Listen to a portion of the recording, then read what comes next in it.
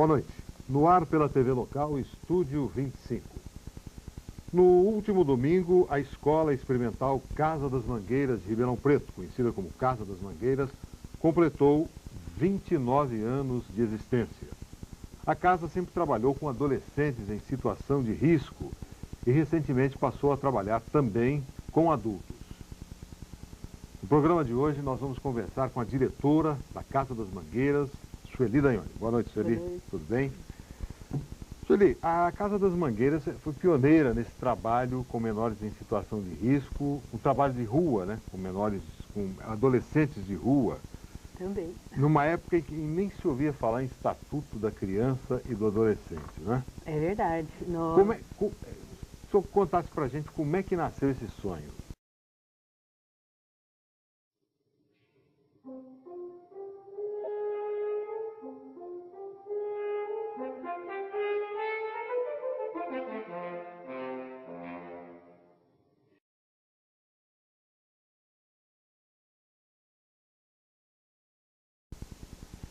Olha, a gente começou assim, se deparando com uma situação horrível que foi a prisão, né, que existia aqui em Ribeirão Preto, com crianças e adolescentes. O dia que nós encontramos tinha 40 crianças e adolescentes atrás de grades, com eletricidade, etc. Essa história até já é conhecida em Ribeirão, né? Então, mas só para lembrar, você foi no postinho da Vila Virgínia, não é? Exatamente, tinha um posto policial. Quem que foi junto com você lá? Olha, nós tinha dois padres, o padre Agostinho de Oliveira, que recebeu até um Prêmio Nacional de Direitos Humanos, e um dos motivos foi o fechamento desse posto policial, o padre Gisberto, que era o vigário da catedral, uma monja beneditina, que hoje está no mosteiro lá em Goiás, mas participa ainda da espiritualidade aqui da Casa das Mangueiras, e eu. Nós descobrimos esse posto policial, fizemos uma denúncia nas igrejas, porque naquele tempo tinha muito controle, né, da imprensa, né? Então nós descrevemos a situação do posto policial minuciosamente nas igrejas, em 3 igrejas. E daí foi um escândalo em Ribeirão Preto, né? Porque isso a imprensa nacional chegou a noticiar? Olha, os jornais, a gente teve uma pequena notícia no jornal Estado de São Paulo. Mas porque o jornal Estado de São Paulo já vinha anunciando a existência de uma prisão para menores, como dizia naquele tempo, que estava sendo construída em Ribeirão. Isso foi no ano de 73? 73, junho de 73. Eles vinham noticiando a existência da futura FEBEM. A FEBEM chegou a ser instalada, e eu me lembro, um ano antes ou 2, um então secretário chegou até a mandar demolir algumas celas, considerando aquilo como prisão e não estaria em condições de abrigar ou de atender adolescentes. Eu acompanhei muito bem, acompanho sempre a FEBEM, porque você falou em sonho, né? Eu tenho um sonho, porque da Casa das Mangueiras a gente tem mais poder para realizar, né, no dia a dia.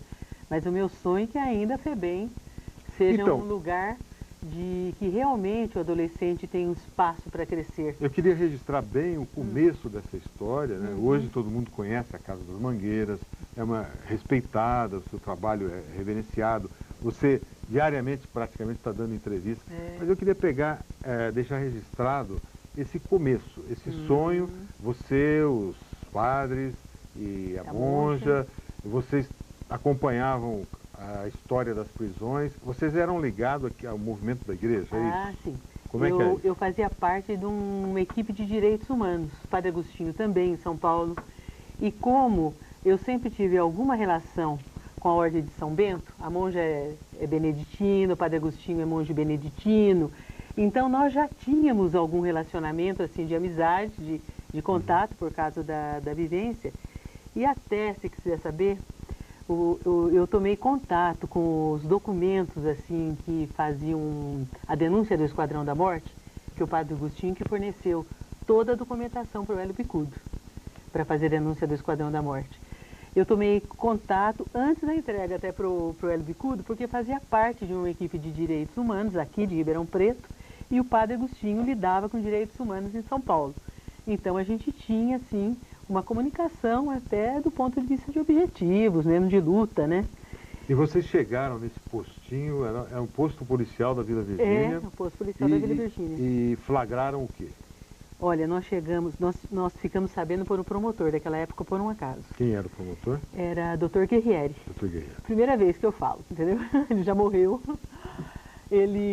Porque nós falamos, nós perguntamos, nós trouxemos para falar em Ribeirão Preto, Dr. Mário Altenfelder, que ele era presidente da Funabem naquela época. E parece que foi ele mesmo que mandou demolir algumas prisões da FEBEM, do prédio que seria a FEBEM. Exatamente, porque ele era presidente da Fundação Nacional do Bem-Estar do Menor. Exatamente. E nós conseguimos que a prefeitura convidasse para fazer uma palestra aqui e tal. Durante a palestra, uma aluna do curso de Direito, que era aluna do Dr. Guerrieri, ela fez uma pergunta se ele sabia da existência de adolescentes atrás de grades. E o Dr. Mário Altenfelder disse que nem bicho a gente devia pôr em jaula. Daí o Dr. Guerrieri, no final da palestra, procurou essa pessoa que era do Colégio Vitepax, né, uma professora de lá, e falou que como é que a gente sabia do posto policial da Vila Virgínia. Isso foi numa sexta-feira à noite, essa palestra e tal. No sábado de manhã nós fomos procurar o posto policial. E a gente encontrou, tinha 2 policiais numa antessala. Então os padres ficaram conversando com os policiais e eu e a monja nós entramos de sopetão, assim, dentro do posto. E o que vocês viram? Ah, sim. Se você quiser eu descrevo novamente, porque sempre, assim, alguma coisa que eu revivo e que isso que mudou a minha vida radicalmente, né? Quando nós entramos, tinham 2 celas, cada cela de mais ou menos de 3 por 4 metros, né? E tinha assim, na frente da cela, tinha um pequeno corredor que dava para um pátio, assim, né? No pátio, em frente das celas, tinha assim um cachorro Doberman andando, né? E nas celas tinha as grades, né? Grades fortes, assim, e com um fio de eletricidade ligado. Então as grades eram cheias de eletricidade. E lá dentro, em cada cela tinha mais ou menos 20 crianças e adolescentes. Não tinha crianças de 7 ou 8 anos, que eu tenho fotografia, que eu mesmo tirei. E a pretexto de que quem é que ordenava aquelas prisões? Olha, o próprio juiz e o promotor, naquela época. Sobre que alegação? Sabe que eu acho que sempre tiveram essa visão de trabalho com a criança e adolescente de coerção. Até hoje se tem. Esses dias participei até de um programa aqui sobre direitos humanos, onde tinha muitas pessoas representantes de vários ONGs aqui da cidade, né? Todas as perguntas que nós recebemos, né, eram justamente falando por que a gente ficava defendendo os direitos humanos dos bandidos, né? Daí eu cheguei até a responder a última pergunta e falei que, olha, que eu trabalhava com esses adolescentes envolvidos com criminalidade por opção e que eu considerava que todos os adolescentes que a gente conseguia tirar da criminalidade, a gente estava até protegendo a sociedade. Lógico, não é? Lógico, um menino que sai, que vai trabalhar, que tem um projeto de vida, ele deixa de ser agressivo com os outros. Muda de vida, né? E eu realmente, olha, eu fiz minha tese também de mestrado em 1980, eu já escrevi, naquele tempo se falava menores de condutas antissociais e a organização da sociedade, né? Fiz na Escola de Sociologia e Política, em São Paulo. Eu já defendi a tese que a gente aproveitar a energia desses meninos para construir a sociedade era algo, assim, fundamental, como eu considero até hoje, né? Mas nessas celas, né, então, voltamos a 73, você entrando, vocês vendo aquela cena chocante. O que aconteceu depois? Bom, eu revejo tudo nesse momento, né? Eu estou descrevendo o que eu estou vendo. Olha, nós tínhamos meninos muito doentes, muito magros, cheios de feridas, com muito sangue puro escorrendo pelo corpo. Meninos assim machucados também. Alguns eram feridos assim porque ficavam com sarna, coisa assim, né? E eles tinham cometido que tipo de delito? Tinham 6 adolescentes que tinham cometido um latrocínio. Eles tinham feito um assalto num posto de gasolina e matado o vigia. Naquela época era bem menor. Ixi, isso daí era um negócio gravíssimo. Gravíssimo. Mas os outros, assim, os meninos pequenos tinham roubado uma fruta no mercado, naquele tempo tinha uma pessoa que trabalhava junto com o cartório de menores, ela se chamava Carolina, era muito conhecida em Ribeirão. Ah, sim. Então, se os meninos desafiassem a Carolina, ela punha no postinho da Vila Virgínia. É verdade, Entendeu? eu me lembro. Então, tinha adolescentes que tinham assim, pequenos furtos, mas eram coisas assim, em geral, eram assim, por motivo de fome, eram famélicos mesmo, o tipo de infração. O tipo de infração que existia, né? Era completamente diferente do que atualmente. A gente passou assim por várias fases do motivo de se cometer infração, né? O do adolescente cometer infração. Naquele tempo era principalmente para suprir necessidades básicas mesmo, né? Comer, se vestir. Quer dizer que naquele dia estava nascendo a Casa das Mangueiras. Olha, naquele dia primeiro que minha vida virou de perna para o ar, né? Eu era professora de uma escola de classe alta, eu era uma professora, coordenadora do Viter Parques. Eu não conhecia esse tipo de população, né? Mas nós não sabíamos o que fazer. Naquele dia nós ficamos completamente confusos, falamos em todas as missas de 3 igrejas, daí o juiz mandou chamar. Na segunda-feira o juiz mandou chamar o padre Gisberto da catedral.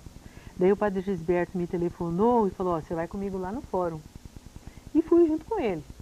E quando chegou lá, nós tínhamos muitas autoridades. Tinha vários juízes, promotores, cartório de menores, polícia militar, polícia civil, delegado seccional, delegado regional. Tinha umas de 20 a 25 autoridades assim. E eles ficaram fazendo muita pressão em cima de mim, do padre Gisberto, né, de nós dois, dizendo que aquele posto policial já existia há 12 anos e que eles não sabiam o que fazer. O juiz que falava, o juiz de menores que chamava, da infância, né? E que ele fazia um desafio para a gente dar uma resposta. Fazia um desafio, ficou mais de 2 horas fazendo um desafio e nós não sabíamos o que fazer. Mas no fundo o que eles queriam é que a gente fechasse a boca, né? Desistisse. Daí nós olhamos um para o outro e nós falamos, tudo bem, nós aceitamos o desafio.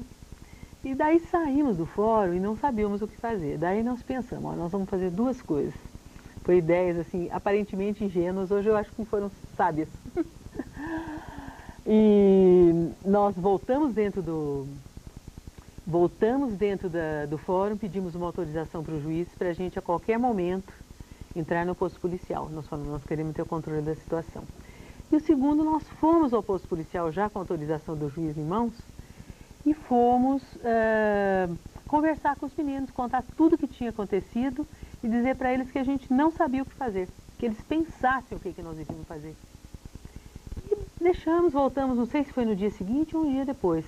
Daí perguntamos para eles, daí quando a gente voltou lá, nós já entramos dentro da cela, sentamos com eles dentro da cela e passamos a conversar.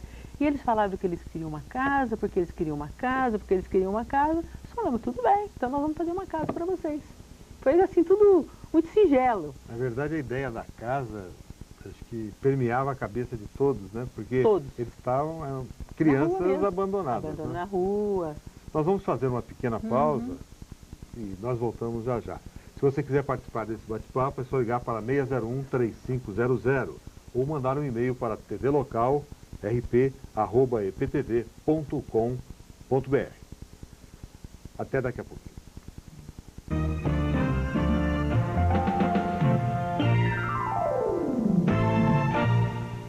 Estúdio 25, pela TV Local, nós estamos conversando com a diretora da Casa das Mangueiras, Sueli Dagnoni.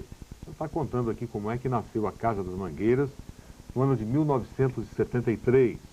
A surpresa que ela e os padres e outros que integravam movimentos em prol dos direitos humanos tiveram ao entrar num posto policial da Vila Virgínia e encontrarem crianças e adolescentes presos em celas cercados por cachorro, fios elétricos e tudo mais. E ela terminou o primeiro bloco dizendo que, diante da pressão das autoridades da época, que mantinham essa casa por 12 anos, ela foi conversar com as crianças e as crianças pediram que pelo menos arrumassem para elas uma casa. E foi aí que começou praticamente a se concretizar o projeto da Casa das Mangueiras. E depois, Felipe, o que aconteceu? Vou fazer um parênteses aqui. Você sabe que eu acho que a Casa das Mangueiras tem dado tão certo porque a gente não parte de ideias. Nunca partimos de ideias, mas das situações, né? Então a gente vai dando respostas às situações. Então, nós tínhamos uma situação ali que era conseguir uma casa, né? Aconteceu o seguinte, que em seguida nós fomos pressionando o juiz para que o juiz liberasse aquelas crianças, né? Aqueles adolescentes e tal. Mas no Código de Menores da época... Já era inconstitucional. Previa criança em celas? Não, inconstitucional. Não existia isso. O juiz estava fora da lei. O juiz, o promotor e todas as autoridades estavam fora da lei, né? E a gente foi pressionando para que eles liberassem essas crianças, esses adolescentes. Mas muitas vezes as crianças eram liberadas de madrugada. E daí para não ter testemunha, né? Para a gente perder de vista, né? E o meu trabalho começou a ser aquele de procurar os meninos na rua. Eu comecei a ter um ponto de referência no centro da cidade, que naquele tempo eles ficavam no centro da cidade, porque é lá que tinha recursos, né? Então eu comecei a ficar na escadaria da catedral. Daí eu já não ficava, eu ia eventualmente no posto policial, mas o padre Gisberto, o padre Agostinho, que continuaram acompanhando mais o posto policial. E eu comecei a procurar os meninos que iam saindo da cadeia. Então mas acontecia o seguinte, quando você estabelece um bom contato com eles têm uma comunicação perfeita, viu? A comunicação entre esse tipo de população é muito bem feita. Então eles iam me levando para outros. Eu cheguei a procurar meninos, andei muito aqui nessa rua Javari, que era um estradão de terra, né? Aqui chamava, sabe como é que chamava? Flash do futuro, né? Mal sabia que iria trabalhar aqui. Trabalhar aqui perto, porque nós estávamos depois mais longe daqui, né? Mas aqui se chamava Pau do Urubu. Eu andava aqui, tinha famílias que moravam em Taperas, e eu encontrei muitas famílias aqui que comiam terra. Você calcula a situação de miséria. Eu me lembro de uma casa que até encontrei essa senhora, esses dias agora, ela me reconheceu e veio conversar comigo. Eu estive numa casa que ela falava assim, eu gosto mais dessa terra aqui, é mais gostosa essa do que aquela que está ali adiante. Olha o grau, né, de miserabilidade, né? Bem, mas eu comecei a trabalhar com os meninos na rua, então eu ia procurar na periferia e tal, e daí eles voltavam para o centro da cidade. E nesse sentido eu comecei o trabalho de rua em Ribeirão, sem saber que eu estava começando o trabalho de rua. E o que tem também de muito assim valioso na Casa das Mangueiras é que a gente aprende com as pessoas que estão naquela situação. Quantos estão sendo atendidos hoje na Casa das Mangueiras? Olha, a gente, incluindo os adultos, 150 pessoas. Eles passam o dia lá e vão embora. Tem vários tipos de atendimento. Por exemplo, tem um grupo de 45 meninos que ficam das 8 da manhã às 7 da noite. Entendeu? Tem um grupo que passa o dia lá. São esses que alguns vão na escola, outros nem podem ir na escola ainda. Mas ele vai dormir em casa. A gente optou por isso a partir de 1989, porque nós achamos que nós precisamos lidar com a realidade deles todo dia. Então ele vai para casa, encontra aquela situação terrível, volta no dia seguinte, a gente vai trabalhando. E durante o dia vocês dão cursos profissionalizantes? Qual é a rotina? A gente não trabalha com cursos profissionalizantes. Alguns se profissionalizam, mas fora. Nós temos oficinas de geração de renda, porque nós sabemos que, como nós trabalhamos com meninos que estão envolvidos com tráfico, meninas que estão envolvidas com prostituição, meninas também com tráfico, a gente achou que devia oferecer possibilidade de renda através de artesanatos, né, da reciclagem que nós começamos em 89, né? Nós até hoje trabalhamos com reciclagem de vários materiais e com isso todos receberiam uma bolsa auxílio e nesse sentido eles poderiam optar ou não pelo tráfico, né? E é isso que acontece, que muitos deixam o tráfico daí, né? Quer dizer, mas é uma questão assim, que eles optam, já significa que anteriormente eles já mudaram, né? Bom, até ele fazer uma verdadeira opção, ele vai e volta umas 3 ou 4 vezes. É normal, como nós somos assim, para fazer uma verdadeira opção. Tem meninos até que mais vezes.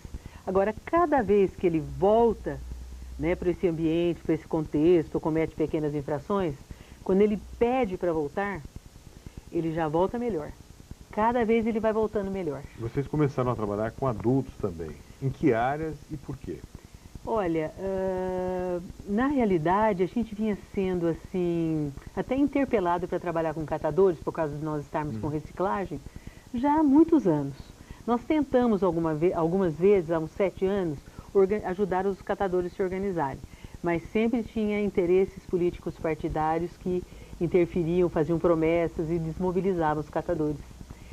E até que, aos poucos, nós fomos também assim, aprimorando a nossa metodologia.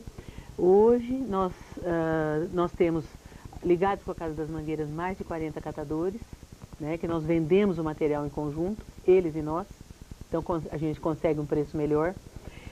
Eles já se organizam para trabalham em várias feiras que tem aí, Agrishow, Feapan, Fenaçúcar, etc. Eles trabalham em conjunto. E agora só falta eles legalizarem a cooperativa. Agora nós estamos estruturando a legalização da cooperativa. Mas essa é a nossa linha de trabalho. Primeiro a gente faz, depois a gente legaliza. É evidente que toda essa operação tem um custo. Como é mantida a Casa das Mangueiras? Quem ajuda? Da onde vem o dinheiro para vocês poderem tocar para frente? Olha, a gente sempre vive com muito pouco dinheiro. O forte nosso são as parcerias. Nós temos muitos parceiros que pagam programas, porque nós temos muitos programas, tanto para os adolescentes como para os adultos, né?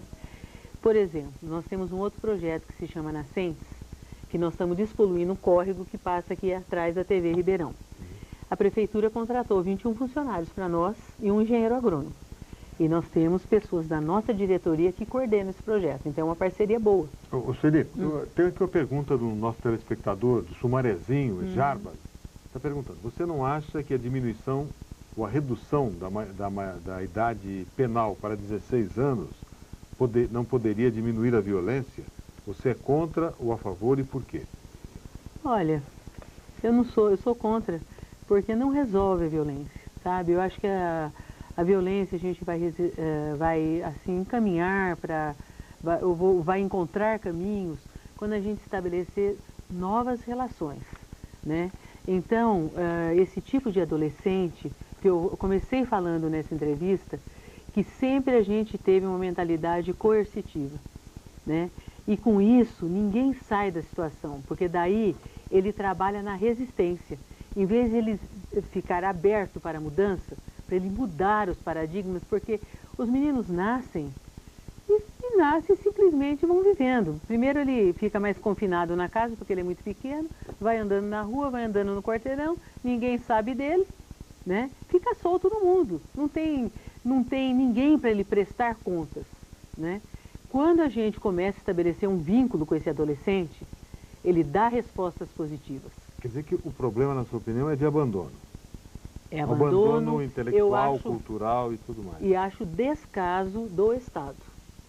Uma das coisas, no dia das eleições, fui convidada para um programa, e eles me perguntaram se eu podia fazer uma pequena avaliação do governo de Fernando Henrique. Eu acho que teve muita coisa, nós tivemos muitos avanços, mas eu critiquei o governo por causa desse abandono mesmo das classes populares, né? Com essa história do Estado e se retirando, com esse governo neoliberal que vai se retirando, né? As leis do mercado, né? Então, o povo ficou muito sem referência, sem recursos, né? E até um bichinho que se você deixa ele de lado, ele reage com agressividade, né? Então, eu acho que a gente precisa mudar as relações, não adianta mudar a idade aí de maioridade, né? Porque não vai resolver. A gente vai só pôr mais gente dentro da cadeia, só isso. Ribeirão Preto não para de crescer e às vezes até de inchar. O número de favelas e barracos parece que tem crescido. São cerca de 30 mil pessoas vivendo em favelas em Ribeirão Preto. Pela sua experiência, como você acha que a cidade poderia gerir uma política preventiva anticrime com as crianças, com os jovens? Eu sei, você já falou da necessidade de maior participação do Estado, no sentido, mas como fazer esse apoio através de entidades como Casa das Mangueiras, através dos instrumentos oficiais, enfim. Você teria um projeto? Olha, assim? Nós achamos que as ONGs, as organizações não governamentais, têm um papel muito importante no momento atual. Só que eu acho que ainda falta consciência para as próprias organizações não governamentais. Porque nós, a Casa das Mangueiras é uma ONG, a gente que está mais próximo da população, né? E uma coisa muito simples, que a gente viveu muito nos anos 60 e que a gente precisa retomar. Nós precisamos acreditar na organização de pequenos grupos. Por exemplo, catadores se organizando, pessoas da Cidade Limpa se organizando em torno de objetivos. Então, a gente promovendo vários tipos de organizações, assim, voltadas, seja de nível assim, de classe social ou de categoria profissional, e que as pessoas tenham um objetivo explícito e persigam esse objetivo. Na medida que a gente vai organizando essa malha fina da sociedade, as coisas vão ficando bem diferentes. Eu acho que o caminho é esse. Eu nunca deixei de trabalhar assim, com essas populações, assim, essas classes populares, e sempre ajudando a se organizar. Trabalhei, por exemplo, no Quintino, quando levaram favelados para lá. Trabalhei na remoção de várias favelas aqui em Ribeirão Preto, lá do Branca Salles, e responderam maravilhosamente bem, só que depois foi abandonado. Entendeu? O trabalho foi abandonado. Quem abandonou? Foi a prefeitura, foi o antigo governo aí. O governo passado, o governo municipal, que eles não deram continuidade a um projeto. O atual já retomou? Olha, acho que parcialmente, mas tinha um processo educacional desenvolvido por 2 anos e meio. Não, que a população respondeu, e para mim foi uma experiência, porque eu queria saber se o povo ainda estava vivo, se o povo pensava. E eu encontrei um povo pensante, que tinha objetivos, que queria melhorar. Ok. Nós agradecemos muito a presença aqui da Sueli Dagnoni, diretora da Casa das Mangueiras. Infelizmente, nosso tempo acabou. Parabéns pelo trabalho. Obrigada. Estúdio 25 fica por aqui. Nós voltamos na próxima quinta-feira, às 9h15 da noite, com um novo tema para você. Boa noite, boa semana e até lá.